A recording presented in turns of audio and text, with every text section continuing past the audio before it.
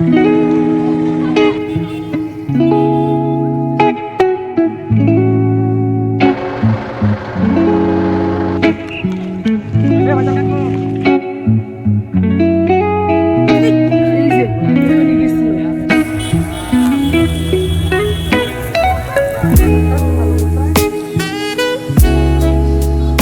একটা ওয়েদারে আসার পরে মুড়ি খাওয়ার মজাই আলাদা। দেখেন একটা পরিবেশ।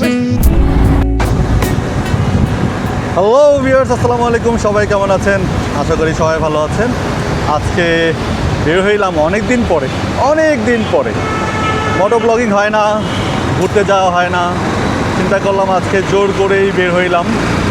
তো আজকে একটা অজানা উদ্দেশ্যেই মোটামুটি বের হয়েছি, দেখি কোন দিকে যাওয়া যায়। লাস্ট আমের ব্লগে দেখেছিলেন আমাদেরকে, আর এরপরে কোনো ব্লগ ছিল না। তো আজকে বের হয়েছি অনেক দিন পর।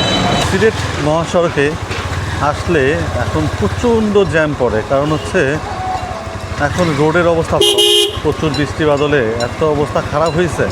এই বৃষ্টি পড়ে কেন? বৃষ্টি শুরু হয়ে গেছে না? সাইডে ধুম বৃষ্টি না পড়লেই হয়, বুঝছো? খবর আছে ওইদিকে এসে তো ঢুকলাম, ভুল করলাম নাকি?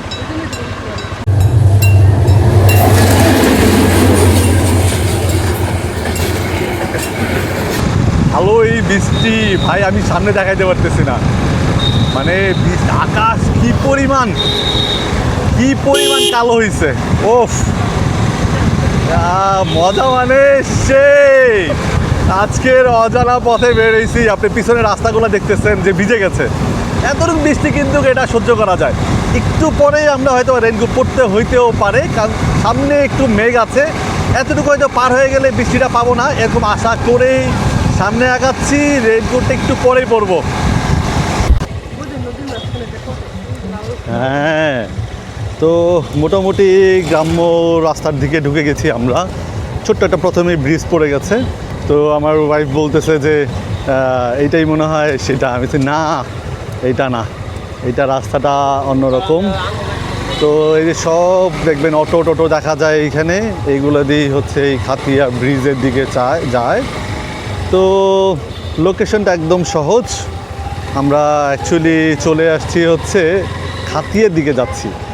খাতিয়া ব্রিজ আপনারা হয়তো বা ইউটিউবে, ফেসবুকে দেখেছেন অনেক। আকাশ ভরা মেঘ। এই বর্ষার সময় বিকেল 4:17 বাজে এখন।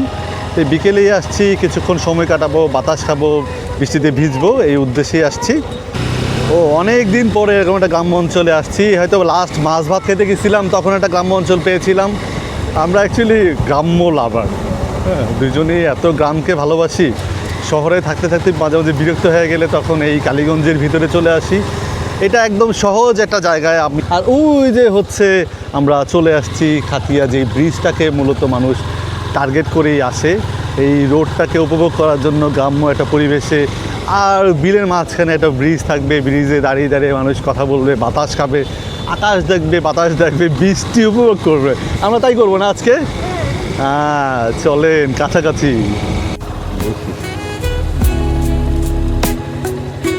ওয়াশ তো আছে, সুন্দর ওয়াশ আছে।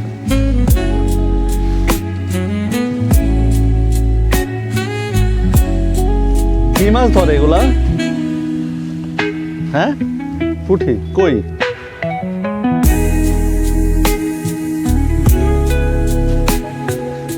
হ্যাঁ, এই যেন কই।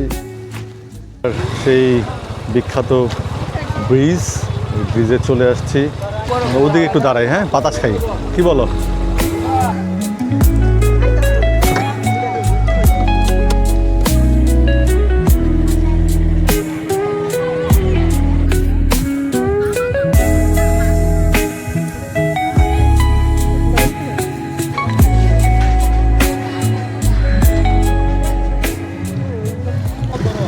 আমরা এখন একটা ট্রলারে উঠে গেলাম। তো এই যে রায়ান, তুমি বসে পড়ছো? তুমি কোথায় উঠছো এখন? হ্যাঁ, তোমাকে বলতে হবে তো কথা বলো। নৌকাতে উঠছো? আচ্ছা, কেমন লাগতেছে তোমার বাবা? আমি ঢুললেই তো। দেখেন আরও সুন্দর সুন্দর নৌকা এরকম পাওয়া যায়।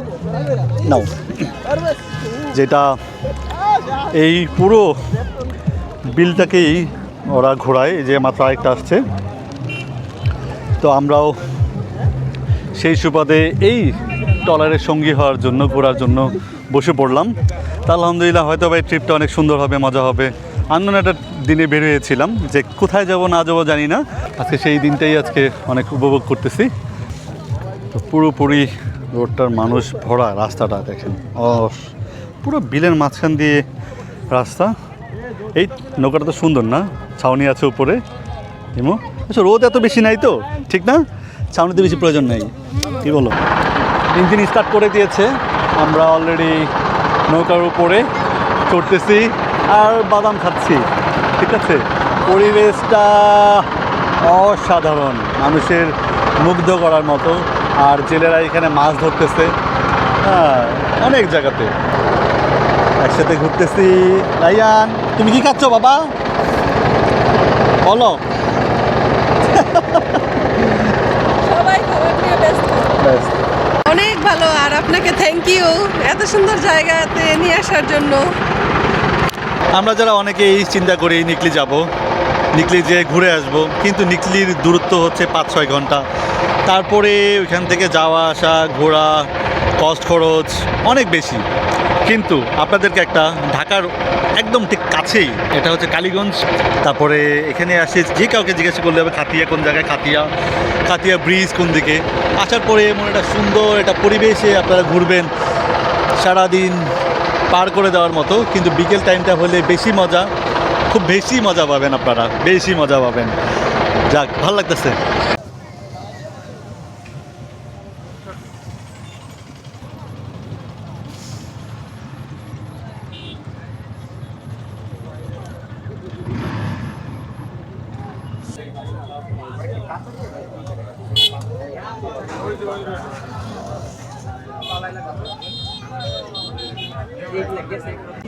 হ্যাঁ, মনে হচ্ছে আসলে ঈদের দিন মনে হচ্ছে আমরা আসছি। ঘুরতে আসছি। এত এত মানুষ একটা রোডের এখানে আসছে, ভালো লাগতেছে, ঠিক না? আসলেও এই সুন্দর জায়গায় আসলে ভালোই লাগারই কথা, বুঝছো? মানুষজন আসে এখানে ঘুরতে, একটু রিফ্রেশমেন্ট হইতে। ঝালমুড়ি দেন, একটা প্লেট দেন। ঠিক আছে, সুন্দর করে বানাবেন। হ্যাঁ, ঠিক আছে। কেমন, ভালো? কথা বলতে পারতেছো না? এরকম একটা ওয়েদারে আসার পরে মুড়ি খাওয়ার মজাই আলাদা। দেখেন একটা পরিবেশটা আসলে অনেক সুন্দর দেখে আমরা বারবারই একই কথাই বলতেছি, পরিবেশটা অনেক সুন্দর। সো আমিও এক চামচ খেয়ে দেখি কেমন লাগে হচ্ছে এই মুড়ি। মানুষের ভিড়ে এমন একটা পরিবেশের মধ্যেই আমরা ঝালমুড়ি খাচ্ছি। সো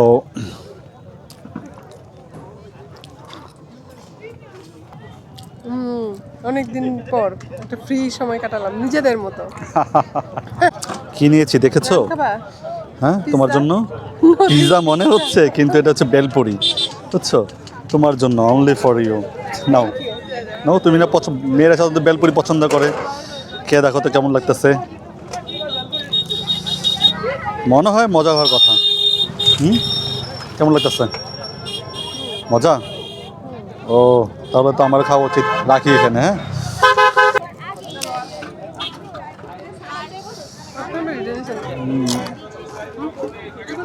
বৃষ্টি পড়তেছে। আজকের এই ট্রিপের সর্বোচ্চ মজা হচ্ছে এই পাশে আমরা পাচ্ছি হচ্ছে আকাশ নীল, মেঘলা আকাশ নাই, কিছু নাই। কিন্তু দেখেন, এক পাশে আকাশ হচ্ছে নীল, আর পাশে হচ্ছে মেঘলা, পুরো মেঘলা আকাশ ভরে যাচ্ছে, পুরা গুড়ি গুড়ি বৃষ্টি পড়তেছে, ঠিক না? কি বলো? কি একটা সুন্দর ওয়েদার। ওয়েদার মানে। আর এই আমাদের পিছনে হচ্ছে ওই ব্রিজটা, ঠিক না? কি ব্রিজ বলেন? এটা কি যেন ব্রিজটার নাম ভুলে যাই, বারবার ভুলে যাই। বৃষ্টি পড়তেছে, গুড়ি গুড়ি বৃষ্টি পড়তেছে।